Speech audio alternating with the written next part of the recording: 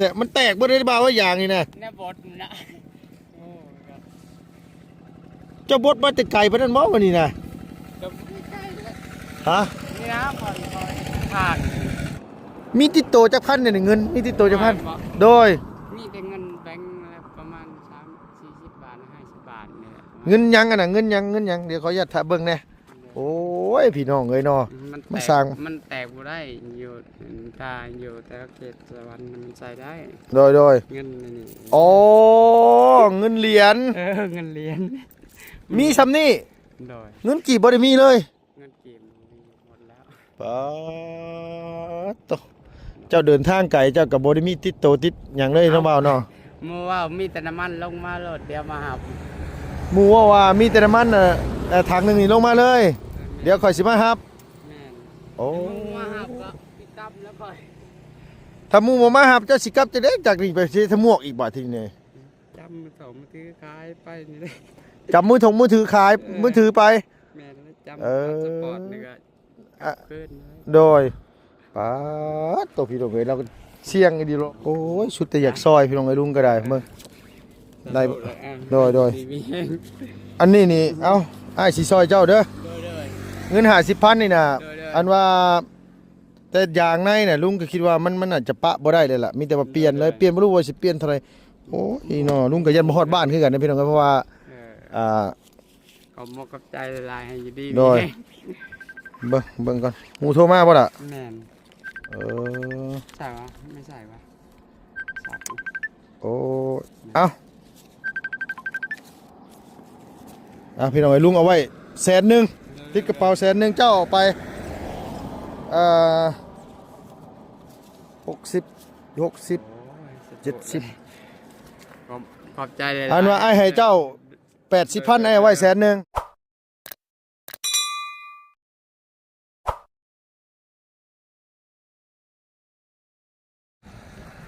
มียังไงซอยไปเป็นได้น่ะนะน้ำมันเบิดโอ้ยเนาะน้ำมันเบิดไปสั่นว่าพี่น้องเอ้ยโดยเบิดสายฟ้าอันน้ำมันอยู่ใช้ลูกแถวนี้มีนะลูกละอยู่พุ่นมีบ่เออมาพี่แป๊บนึงอันไปซอยน้าบ่าวแล้วก่อนไปเอาสบายดีป้าลุงเนี่ยลูกละโดยเอ้ยเนาะน้ำมันเบิดว่าสันว่าโอ้ยเนาะเดี๋ยวรถแล้วอะ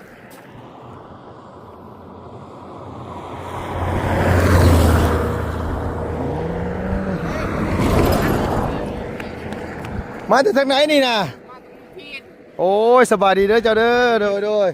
มาที่เมืองพิน โดย ป้า ไปอันนั้นอันยังเมืองจำพร ไปจอมพรนี่อันว่าไปอีกอกนี่ แม่น โอ้บ้าวเป็นคนแม่บ้านไหนเจ้า ก็เราก็เอาก็อันนั้นชื่อตีบัตรนนไส้ เมืองจอม พีน เมืองพิน โดย สิไปหาครอบครัวอยู่พุ่นมาดูนี่เลย ไปเฮ็ดเวียงหมู่ ไปเฮ็ดเวียกน้ำหมูไปหาหมู แม่น น้ำมันเบิด แม่น อันนี้นี่บ่ได้เติมบ่หรือว่าบ่ได้เบิ่งหรือว่าเข็มไม้มันบ่ขึ้น แม่นกัดได้เบิ่งเข็ม โอ้ ก็เลยบ่ได้เติม ยโดยช่วยได้เพิ่งก็เงินก็บ่มีแต่เงินบาทเพิ่งมาแต่ไทยนะ อ๋อมาแต่ไทย บาท เดี๋ยว ก็เงินมันเป็นอันแบงค์แม่นแบงค์เหรียญน่ะ บ่เป็นเหรียญ โดย อ๋อสิไปเฮ็ดเวียกอยู่น้ำหมูอยู่จอมพร แม่น สิไปบ้านไหนสิไปบ้านไหน บ้านวะบ้านอันโนนมีไส้บ่ บ้านนู้นมีไซ โดย โอ้ไกลบ่บุญทวีอันมาลู ไก่ กละ ยูหูหนุ่มมันเพิ่งวันมาโชว์เข้ามาหน่อยหนึ่ง อ๋อปั๊มน้ำมันน่ะบ่ โดย ต้องไปซื้ออยู่พุ่นเนาะเออ อันแบ่งอันบอยเก้านี่ครับ อ๋อเจ้าสิแวะบ่หินกาวเข้าไปทางอันว่าอันนี้นี่แล้วเนาะไปทางซุยนี่เนาะ โดย อ๋อโดย หาหมู่อยู่อันตั้งแบ่งอันบอยเก้านี่ ทางแม่บ่หินกาวโอเคเดี๋ยวอันว่าเดี๋ยวเฮาสิไปบุญทวีเจ้าขี่รถจักรเป็นบ่ลูก เป็น เป็นเนาะเดี๋ยวอันว่าบักหลาไปเอาอันนั้นมาอันนี้เนี่ยรถลุงไปรถลุงให้เพิ่นนั้นว่าขี่ไปซื้อมันบีเอ้ยโอ้โด โดย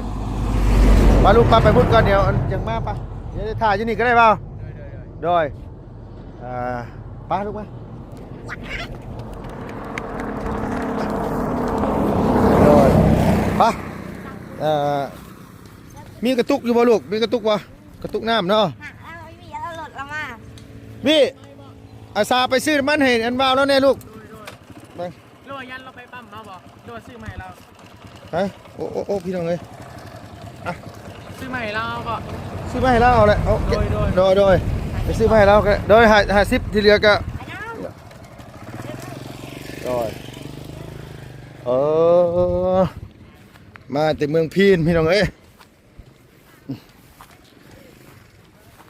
งานมาแต่ไทย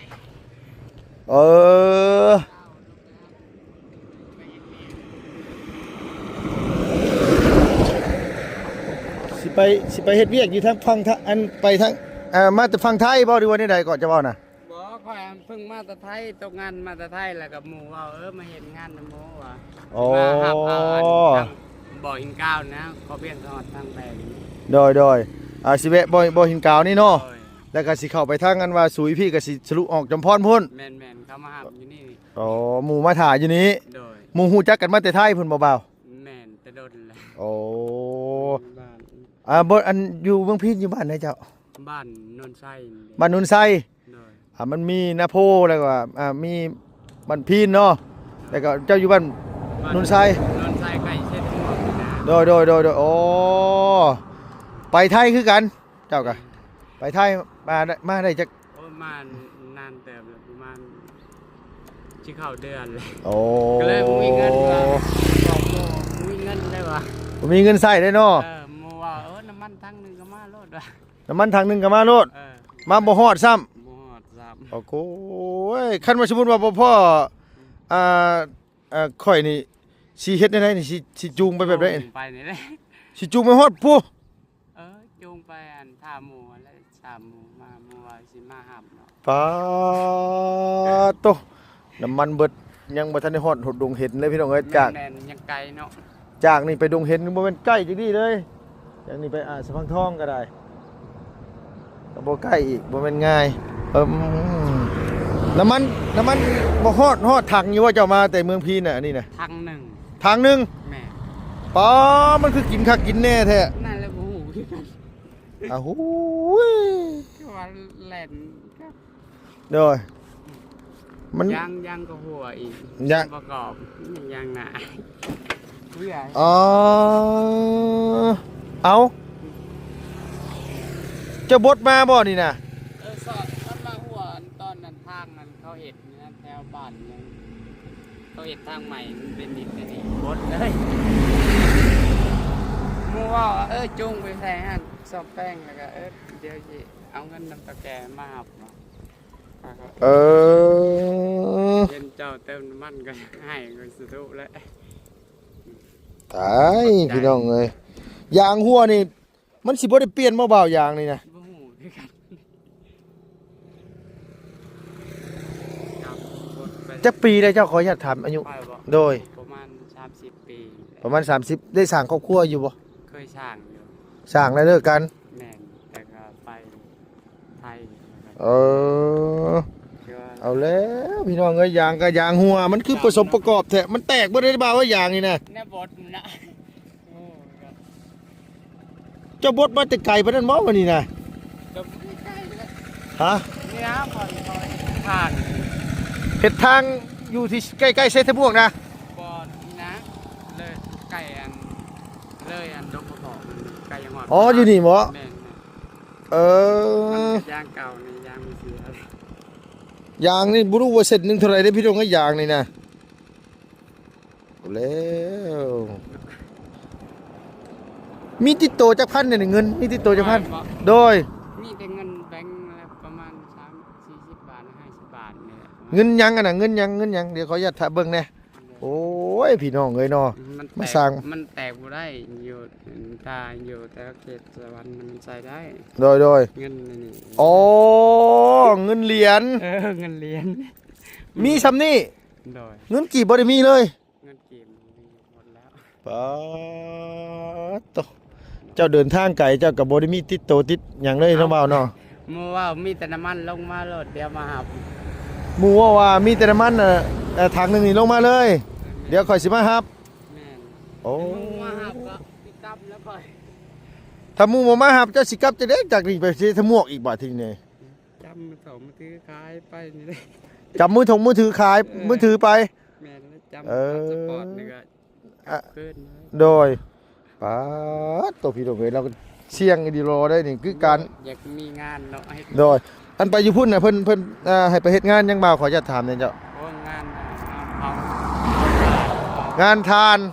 แม่น งานโรงงานทานเนาะ แม่นขวัญ โอ้ ทาน ควัดทานพวกเผาทานอีหยังสิเนาะ แม่น โอ้ยโดย อ้อ อ่าพี่น้องเอ้ยจักสิว่าแนี่ใด เนาะ เห็นคนกันเดินทางมาเดินทางคือกันพร้อมรถจักรนี่ตาลงตาเดียวมีอยู่บ่เปล่าบ่มีซำบ่จักดอกอันนี้บ่ มีแต่ตานี่ มีแต่ตานี่อย่างเดียว แม่นรถมันอันนั้นนะรถอ้ายมันแล่นแถวอันไปชื่ออันชัดแถวอันปูหอมมันหลุมมี โอ้เจ้าไปหาชื่อชัดปงชัดปลาเนาะมาขายสิเนาะเออโอ้ยเบิดเนื้อเบิดตัวมีเงินติดตัวเงินเหรียญประมาณ4-50 บาทพี่น้องเอ้ยเป็นตาแล้วจักสิว่าได้ใด เนาะ โอ้ยเพื่อฮอดหมู่ก็บ่ได้ฮู้ว่ารถเป็นน่ะ บอกหมูแล้วบอกนี่เนี่ย ฮะ บอกหมูแล้วหมูว่าเอ้ยยังรอท่าเอาเงินนำหัวหน้าวะ หมู่บอกว่ารอถ่าเงินน้ำเฒ่าแก่ แม่นแม่น น้ำหัวหน้า แม่น กูเว้ย ถ้าหมูก็ว่า แล้วบอกหมู่อยู่ว่ามันอันว่ามันหัวอยู่พี่นี่นะ บอกแต่ว่าโมโหบาทแต่ว่าทายเอาหวัดนี่แหละ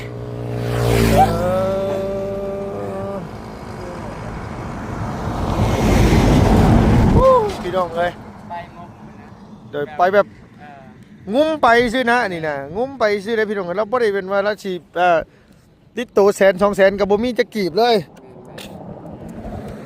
น้ำมันถังหนึงเบิดเลยว่าติ แม่น โอ้ยเนาะแต่เก่าน้ำมันรถรุ่นนี้มันคือกินน้ำมันบ่หลายปานใดนะรถรุ่นนี้วะเขาไปเฮ็ดนั่นแหละ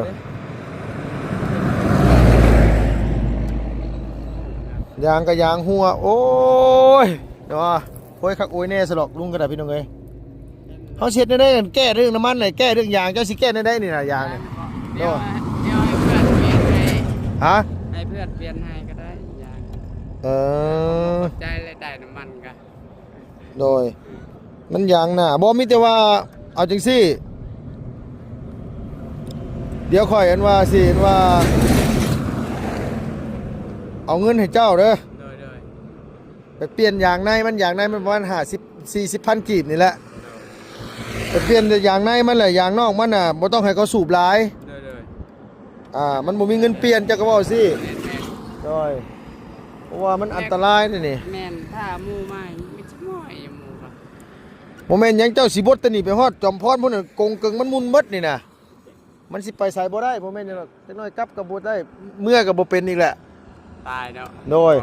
โทรศัพท์เครื่องเดียวกันสิได้จำแล้ว ตามโดนได้ครับเนาะอะไรอีกอยู่ ช่างครอบครัวมีลูกมีเต้าหรือบ่เปล่า นี่ ช่างในบ้านเองนี่บ่นี่บ่เดี๋ยว อยู่เมืองเอง เมืองพี่เองนี่เนาะโอ้โดยโอ้ไกลเติบได้นี่น่ะเด็กน้อยไปซื้อจนว่าดนหนึงพี่น้องเอ้ยน้องกันว่าสายฟ้าไปซื้อน้ำมันมาให้ทางบ่าวเรา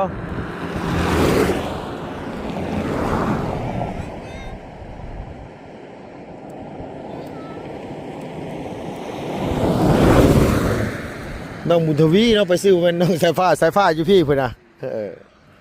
เบาพุทธเวียนในอันเป็ดบกมันบ่ โดย เล็ดลูกหมกปักใจหลายๆช่วย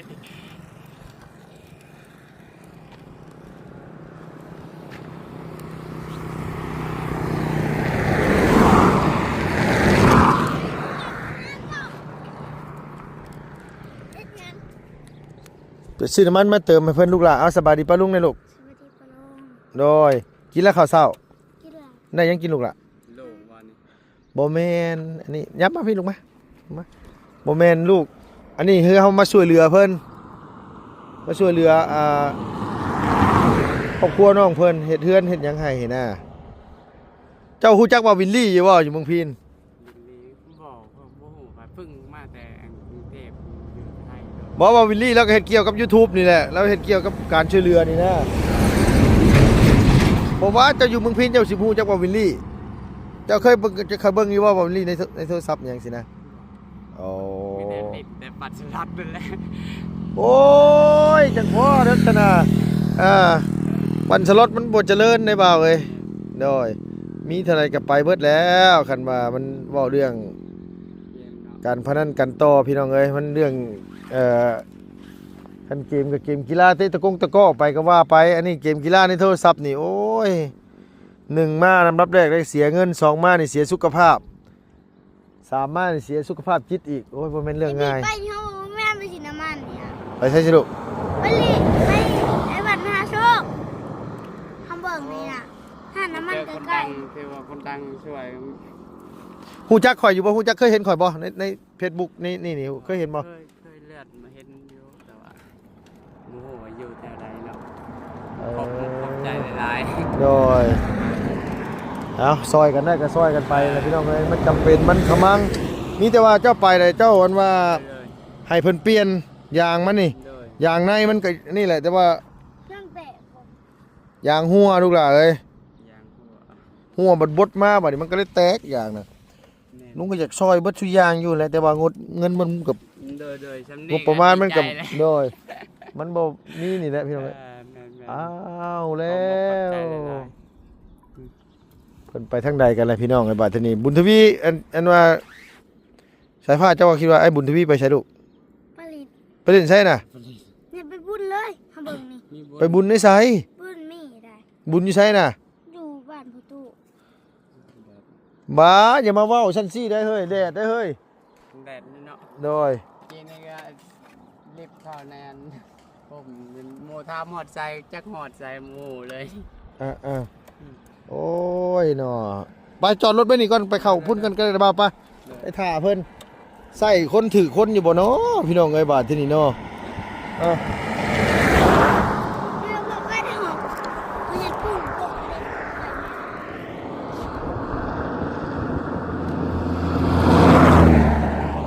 ไปขับมาลูกหลานมาขับมา กระเด็นช่องเลยเนี่ย โอ้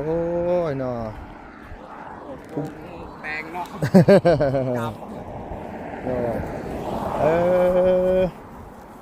อันนี้คือสิไปเฮ็ดโรงงานทานพี่น้องเอ้ยได้มาแล้วมาแล้วแม่นละไป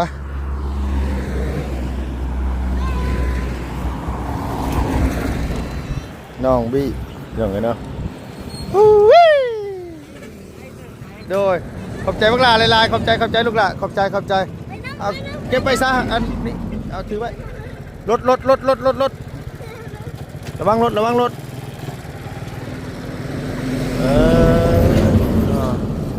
ไป ใจเบาคุณมีเนาะ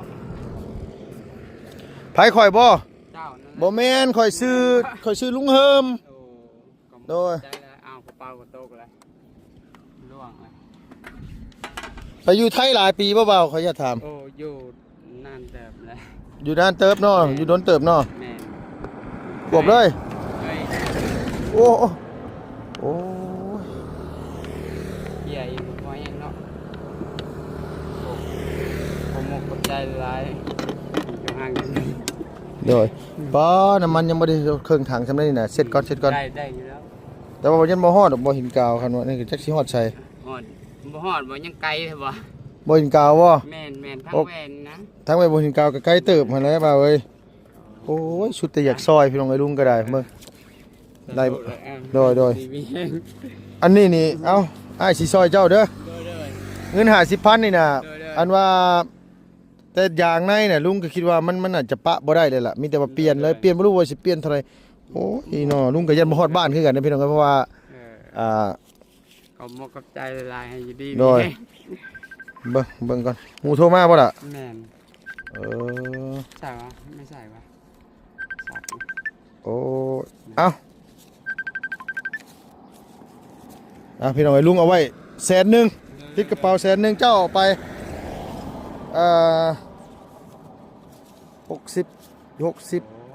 70ขอบใจเลย อันว่าไอ้ให้เจ้า80,000ไอ้เอาไว้100,000เด้อ ขอบใจให้บู้สิอวยพรน่ะได้ บ่เป็นหยังล่ะบ่เป็นหยังมีแต่ว่าซอยกัน โดย เรื่องอันนี้ก็ก่อนไปเนาะก่อนสิเว้านั่นกันในฐานะเฮาอันนี้พี่น้องเอ้ยคันว่าหาเงินหาทองประกอบสมมาอาชีพได้แล้วก็ โดย อ้ายอยากเว้ากับเจ้าเลยว่าเรื่องปั่นฉลอดคือจะเว้านี่โอ้ยมันบ่แม่นแนวดีมันบ่แม่นแนวเป็นแต่ได้แต่ร่ำแต่รวยหรอก แม่นกลับมาแต่ใต้หลายคนตอนแรกก็บ่เคยลิ้นเลยเบื่อตอนแล้วก็ลิ้นบาด โดยเบิดได้หลายบ่หยังก็บ่ได้เหลือได้ ความขอบใจหลาย โดยมีแต่ว่าตามนั่นแหละแต่ไม่นี่แต่ว่ามันก็บ่แม่นผลดีกับไผดอกผลดีกับเจ้าเองหั่นแหละ เลขบัญชีเจ้า บ่เป็นหยังไอ้ซอยเจ้าในฐานะนี่เขียนเข้าไปอยู่ใน YouTube เด้อเขียนว่าลุงเหิม Channel มันสิขึ้นเนาะดอกโดยเข้าไปใน YouTube คันว่าอยากติดตามก็ถือว่าฮู้จักฮักคุ้นกันเนาะ โดย เจ้าชื่อหยังเกาะ ชื่อตีน่ะ ตีเนาะบ่ตีเนาะ โดย โดยเอาไปเดินทางปลอดภัย ขอบใจหลาย ไอ้ก็ซอยได้สันติซอยเนาะเพราะว่าไอ้ก็เหลือเงินอยู่200,000กว่ากีบพี่น้องเอ้ยเพราะว่าสิเดินทางเมื่อบ้านคือกันแหละบ้านอยู่ใช่บ้าน บ้านอยู่อุทุพรอยู่เซโนอยู่เซโนอยู่บ้านโคกใหญ่ โดย โดยเขียนเป็นภาษาไทยเขียนคำว่าลุงเหิม Channel ใน YouTube เดี๋ยวมันขึ้นอยากติดตามอยากเบิ่งหยังก็นะฮะโดยขอบใจ โดยโอเคไปเดินทางปลอดภัยกับมิแต่ว่าอย่างมันน่ะเด้อ โดย ก็ขอเพิ่นนั่นแหละขอให้เพิ่นซอยน้ำแน่เพราะว่าลุงก็อยากซอยคือกันพี่น้องที่จริงอยากซอยบ่าวแล้วเบิดทุกอย่างแหละแต่ว่าทั้งนี้ทั้งนั้นเฮาบัดกำลังเฮากับบ่มีคือกันว่าง่ายซะมื้อนี้หาแต่เดินทางมาจากเซโปนลุงก็ได้เดินมาแต่เซทางมาแต่เซโปนบ่ได้เฮาโดยหาแต่มาฮอดเดี๋ยวนี้บ่ไปหาหลานอยู่นี้ก็ได้มาพ่อเจ้านี่ก็เลยไปตา แม่น เห็นใจแท้ว่ะเป็นตาเห็นใจก็เลยว่าเอาเป็นยังไงช่วยเหลือบ่ก็เลยถามเราพี่น้อยก็เลยเอาพ่อ ขอบใจ สิแหละคันสมมุติว่าเฮาบ่มีน้ำใจนี่คันบ่ถามเรานี่จักสิเราสิลำบากจังไดจักสิเข็นไปฮอดไสน้าบ่าวเนาะ แม่น บ่ตีพี่น้องเอ้ยโอเคเด้อตีเด้อ โดย เอาขอให้อยู่ดีมีแห้งปีใหม่ขอให้ร่ำให้รวย ผมขอบใจ โดยโอเค มีแต่ว่าก่อนอื่นน่ะไปเปลี่ยนยางก่อนเรื่องน้ำมันก็เจ้าจังค่อยเติมใส่ก็ได้ โดย ไปโอเคอยู่ดีมีแห้ง ขอบใจ โดยไปพี่น้องเอ้ยอุ้ยเนาะเปล่าแล้วก็บดไปโอ้เนาะจักสิวันได้แล้วโบดโพเรื่องนี่แหละเราเป็นเนาะการเดินทางถ้าเขาบ่มีเงินเดินทางไกลนี่ลำบากแท้ๆเลยพี่น้องเอ้ยการเดินทางไกลนี่โอ้ถ้าบ่มีเงินนี่สุดยอดของความลำบากละนี่แหละเนาะพี่เนาะเฮาก็ซอยซ้ำที่เฮาซอยได้เด้อพี่น้องเอ้ยลุงก็บ่อยากให้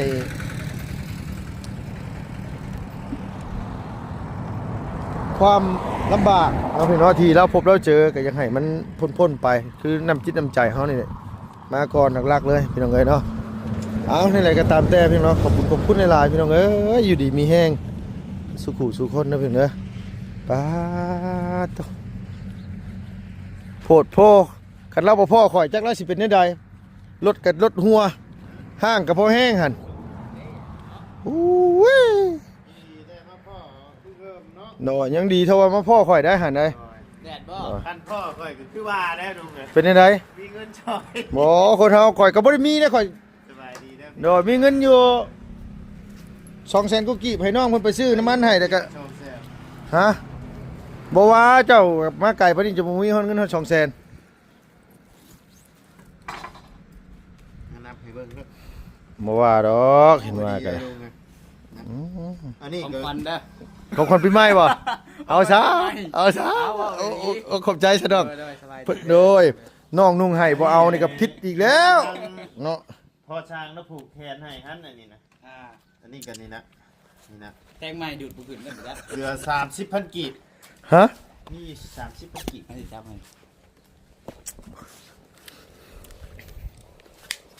โดยเอาสบายดีเด้อพี่น้องเด้อบักหลาเพิ่นนั้นมาเอาหมกข้าวของขวัญปีใหม่ให้ อ่า หวานทักหวานแน่ หวานบ่ หวานหวานหวาน สิซื้อก็ส่งมาเศร้าให้ก็งบก็พอแล้วเนาะได้จำนี้ก็ดีใจแล้ว ไม่อยาก นะ ได้หรอกกระชงกระเซ้าทำเชื่อเขาโดดหนึ่งมาคือแพงสองมาบุคุ้มค่า แม่ อ่า ใครไปดีเลยเนาะ เอาแบบนี้เลยนี่เนี่ยคือคุ้มค่าเลยเอาเดี๋ยวนี้กินเดี๋ยวนี้โดด กินอะไรก็อิ่มพร้อมเนาะ ทักแล้ว ใส่ผ้าเอาบ่ดิ เบิดหมางหนึ่งแล้ว โอ้ยหวานเธอซื้อมาจะใช้นี่นะ มาแต่ห้านชื่นน้ำเบื่อยห้านเขา แวะไปทานไปก็ไปอุดหนุนหน่อยเด้อ อ่า อยู่หมองไหนอยู่หมองไหนน่ะ ใช้บริหูบ่ล่ะนะอยู่ข้างของบ่ร้อยเก้าค่ะเด้ห้านแม่เฮาอ่ะ ห้านมากๆนะพ่อ บ่ห้านขายของกิน อันนี้เอ้ยเราเอามาขายออนไลน์ซื่อๆแต่เพิ่นมาผากไว้อยู่ห้าน ห้านแม่เจ้าหน้าข้างหม้อร้อยเก้าที่ว่าเจ้าจอดรถตอนนั้นบอกพอใจ แมน โอ้ยเขาเคย ห้านขายของกินนั่นแหละ โดยเขาเคยแวะซื้ออยู่ อ่า แวะซื้ออยู่ตะกี้น่ะ โดย ห้านขายได้กิน หวานเนาะ หวานเอาพี่น้องไว้กันในกะปีใหม่เดินทางไปใส่มาใส่กะขอให้ตลอดปลอดภัยบรรสุขสุขคนนะพี่น้องเด้อเป็นสิกลับบ้านกลับซองมาเยี่ยมบ้านเยี่ยมเมืองเยี่ยมพ่อเยี่ยมแม่ขอให้เดินทางพอดเป้าหมายบรรสุขสุขคนเอาสำหรับคลิปนี้กับผมมียังหลายพี่น้องขอบคุณทุกคนในหลายพี่น้องเอฟซีพยานจะดีบรรสุขสุขคนเด้อสบายดีเบัดสุธานพี่น้องเอ้ยสบายดีเด้อ